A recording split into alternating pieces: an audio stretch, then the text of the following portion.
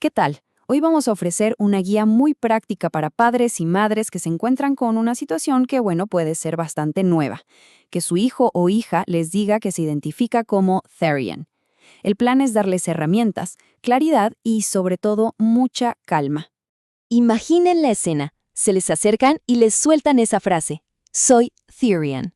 Uf, para la mayoría, esta es una afirmación que puede desconcertar, incluso asustar un poco. De repente, surgen un montón de preguntas y una gran sensación de no saber qué hacer. Y claro, la mente empieza a volar, ¿no? A ver, ¿esto es una moda de internet? ¿Es solo una fase? ¿De verdad tengo que preocuparme? Miren, estas preguntas son totalmente normales y legítimas. Y justamente para eso es esta guía, para responder a estas dudas, pero con información y una estrategia clara. Aquí tenemos nuestra hoja de ruta. Primero, vamos a entender de qué va todo esto. Después, por qué surge con tanta fuerza en la adolescencia. Luego, pasamos a la acción. Cómo reaccionar al principio, qué hacer a largo plazo y al final, cerramos con el principio clave que lo une todo. ¿Listos? Muy bien, vamos al grano. El primer paso es fundamental. Se trata de reemplazar el pánico con conocimiento. Si entendemos bien de qué estamos hablando, podemos actuar con muchísima más serenidad. Entonces, ¿qué es ser Therian? En resumen, es una persona que siente una conexión interna muy profunda con un animal. Y ojo, aquí está la clave. Es una experiencia subjetiva. No están diciendo que se van a transformar físicamente en un zorro.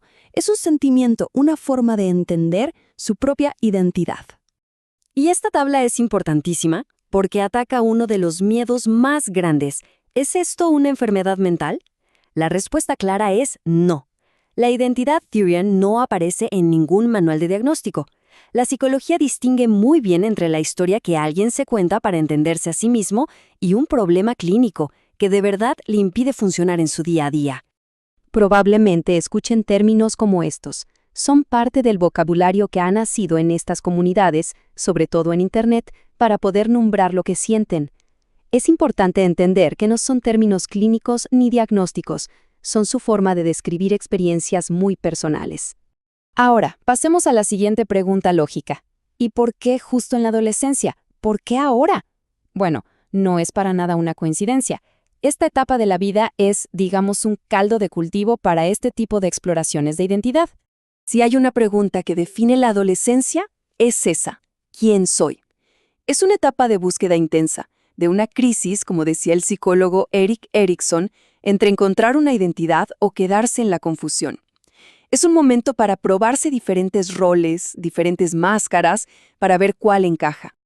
En medio de todo ese torbellino emocional, adoptar una etiqueta como Therian puede ser como un ancla. Les sirve para varias cosas. Les da un nombre para sentimientos que no entienden, les da un grupo al que pertenecer, y también es una forma de marcar su territorio, de decir, yo soy diferente a mi familia, soy único. Y a todo esto hay que sumarle el factor digital. Hoy, un chico o una chica entra a una red social, el algoritmo detecta su interés y empieza a bombardearle con contenido sobre el tema.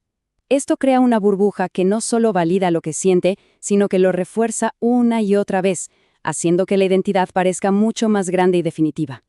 Bien, llegamos a la parte más práctica de todas.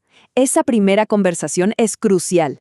No porque vaya a solucionar todo mágicamente, sino porque la forma en que reaccionen puede construir un puente o levantar un muro. Veamos cómo manejarla. Aquí tenemos dos caminos muy claros. El de la izquierda, burlarse, gritar, minimizarlo, es el camino que cierra la comunicación al instante. El de la derecha es el que la mantiene abierta. Primero que nada, respirar hondo, calmarse. Después, escuchar con curiosidad de verdad. Y por último, algo clave que vamos a ver ahora. Y esta es, quizás, la idea más importante de todas. Escuchar no significa estar de acuerdo. Muchos padres tienen miedo de que, si escuchan, están validando la idea. Pero no es así. Escuchar es recoger información, es entender qué pasa por la cabeza de la otra persona y, sobre todo, es mantener la conexión. Entonces, el proceso es simple. Son 3 pasos. 1. Tu propio autocontrol. Antes de decir nada, respira. Tu calma es la base de todo. 2. Escucha para entender, no para ganar la discusión. Y 3. Haz preguntas inteligentes. Preguntas que inviten a pensar, no que pongan a la defensiva. ¿Y cómo son esas preguntas? Pues son preguntas abiertas. En lugar de un ¿por qué crees esa tontería?, se puede intentar con un oye, quiero entender un poco mejor qué significa esto para ti. ¿O qué te aporta esta identidad?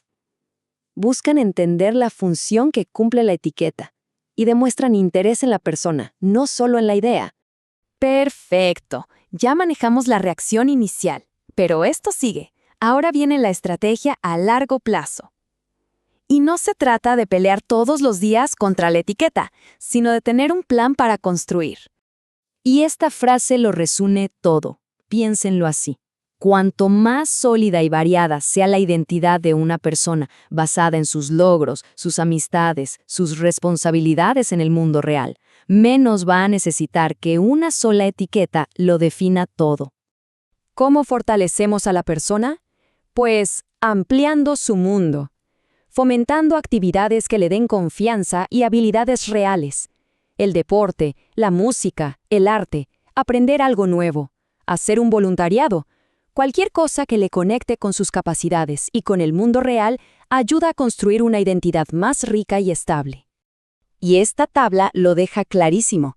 Se trata de acciones concretas.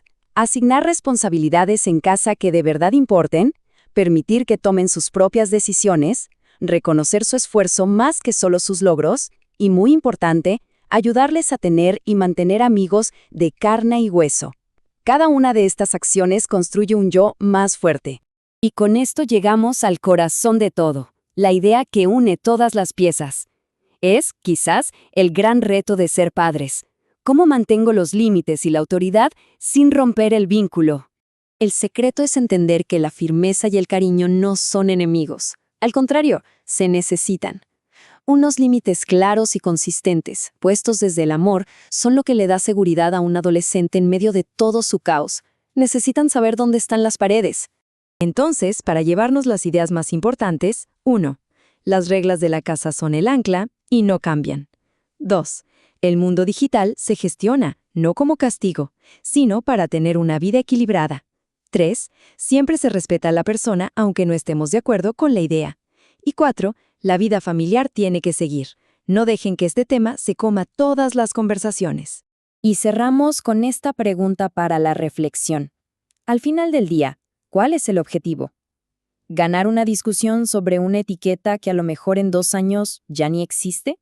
¿O guiar el crecimiento de una persona para que se convierta en un adulto sano y fuerte? Las identidades pueden cambiar, pero el carácter que se forma en el camino, ese se queda para siempre.